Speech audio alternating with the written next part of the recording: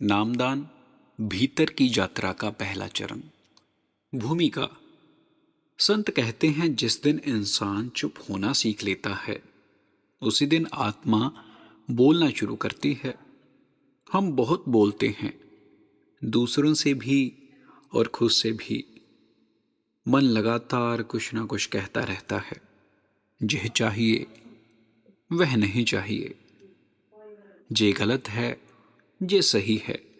लेकिन क्या आपने कभी इस शोर के बीच एक क्षण के लिए भी पूरी तरह से चुप होने की कोशिश की है?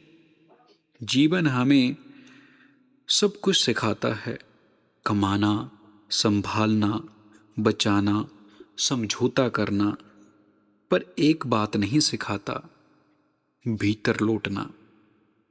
हम बाहर इतने व्यस्त हो गए हैं कि भीतर जाना भूल ही गए हैं। इसलिए भीड़ में भी अकेलापन है। सफलता के डर में अपनी जिंदगी व्यतीत कर रहे हैं और धर्म में अशांति पा रहे हैं।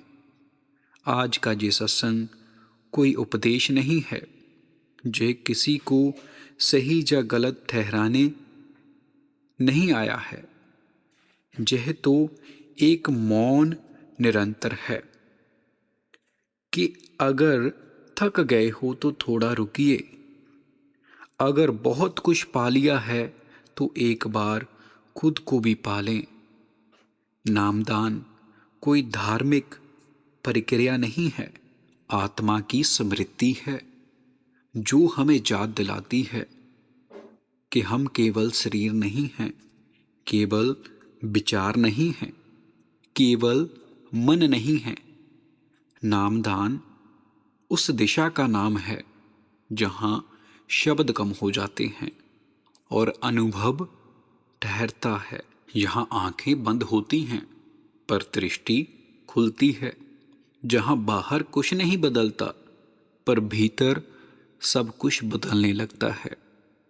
यदि इस क्षण आपके भीतर हल्की सी भी शांति उतरी हो तो जान लीजिए यह सत्संग आपके कानों के लिए नहीं, आपकी आत्मा के लिए है।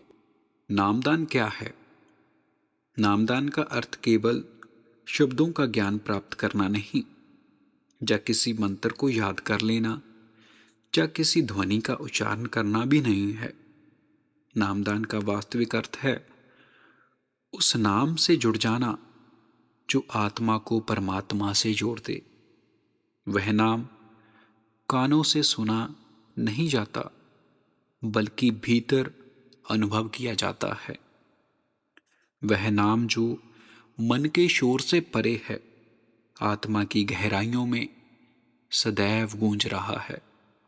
नामदान ना तो कोई जादू है और ना ही चमत्कार दिखाने की विधि है और ना ही किसी प्रकार की धार्मिक प्रक्रिया है। यह कोई ऐसी चीज नहीं जिसे दुनिया को दिखाया जाए, बल्कि ऐसी अनुभूति है जिसे केवल जिया जाता है। नामदान चेतना की दृष्टि को बदल देता है। जहाँ मन बाहर भटकना छोड़कर भीतर की ओर मुड़ने लगता है।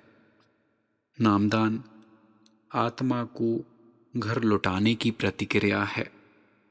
जहाँ आत्मा समझती है कि उसका सच्चा ठिकाना कहाँ है, संसार की वस्तुओं में नहीं बल्कि उसी स्रोत से है जहाँ से वो आई है। नामदान मनुष्य को दुनिया से अलग नहीं करता बल्कि दुनिया में रहते हुए अपने असली स्वरूप से जोड़ देता है। नाम किसका? जय नाम किसी भाषा का शब्द नहीं होता। जय ना हिंदी है, ना संस्कृत है, ना उर्दू है और ना ही किसी और बोली की रचना, क्योंकि भाषाएं मनुष्य की बनाई हुई हैं और नाम मनुष्य से भी पहले था। संत कहते हैं वह नाम जो कानों से नहीं आत्मा से सुना जाए, वही सच्चा नाम है। यह नाम बोलने से नहीं मिलता, पढ़ने से नहीं समझ आता और याद करने से पकड़ा नहीं जाता। ये तो वह ध्वनि है जो मन के विचारों से पार है, शब्दों की सीमाओं से पार है, भीतर निरंतर गूंज रही है। यह नाम किसी स्थान से नहीं आता, किसी दिशा से नहीं आता, यह तो आत्मा के साथ ही सदैव उपस्थित रहता है। लेकिन समस्या यह है कि हमने अपने कान बाहर के शोर में लगा रखे हैं, चिंताओं के शोर में, इच्छाओं के शोर में, डर और उपेक्षाओं के शोर में। मन इतना बोलता है कि भीतर की आवाज दब जाती है।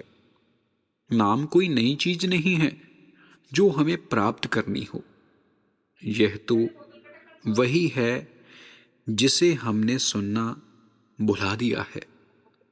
जब मन थोड़ा शांत होता है, जब विचारों की भीड़ थोड़ी घट जाती है, तभी ये भीतर की ध्वनि धीरे धीरे अनुभव होने लगती है।